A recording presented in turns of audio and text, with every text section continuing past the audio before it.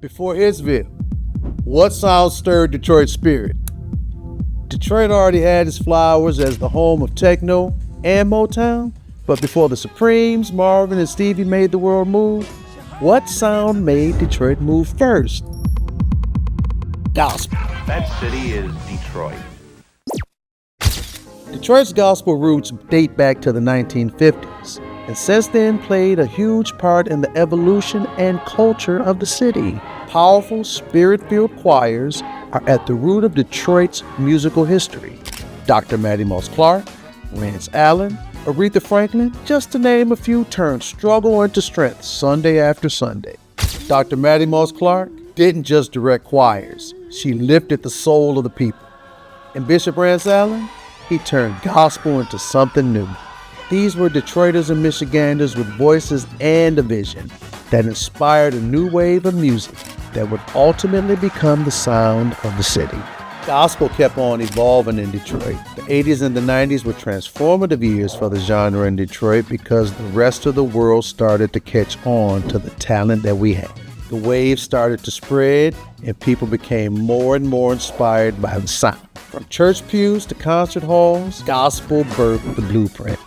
You can hear it in the soul of Marvin, the funk of Parliament, the jazz of Donald Byrd, and the blues of Thornetta Davis. The sound evolved, but the roots stayed gospel deep.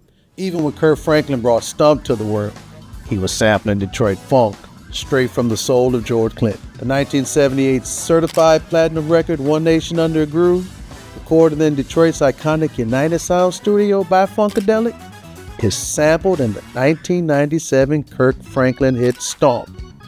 This 90s gospel choir favorite sailed to #1 on the Billboard chart. And though not a direct sample, a similar argument can be made about the 1981 Clark Sisters crossover single, You Brought the Sunshine, and Stevie Wonder's 1980 classic Master Blaster Jam.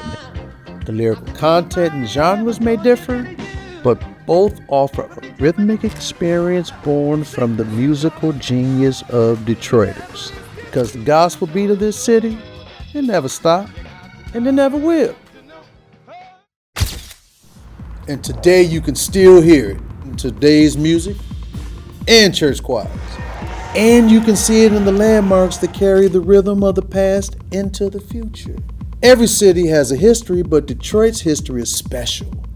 Our legacy includes the oldest African American church in the Midwest, Second Baptist Church. It's here in Detroit's Greektown. It was built in 1836 and was also a station on the Underground Railroad. They even offered tours of this historic church as a part of the Detroit Underground Railroad Historical Society. Detroit Musix is a nonprofit organization that provides tour experiences to music lovers and enthusiasts from all over the world.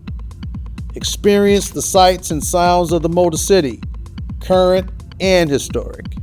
Music, murals, art, and architecture. Plan your trip today.